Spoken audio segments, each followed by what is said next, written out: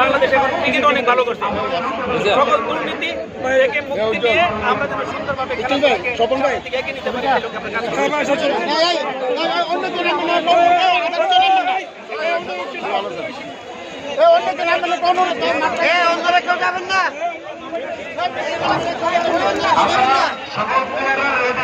শুধুমাত্র আমাদের আজকের প্রধান অতিথি সাহেব আমাদের ব্যাংকের এক মিনিট কথা বলে আমরা খেলা শুরু করে দেবো।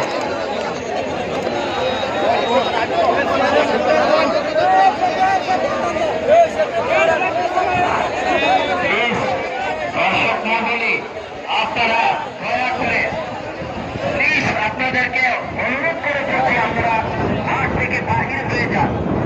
আপনারা মাঠ থেকে বাহির হয়ে যান। দর্শক যারা আছেন খেলোয়াড় ব্যতীত সকলকে মাঠ ত্যাগ করার জন্য বিশেষ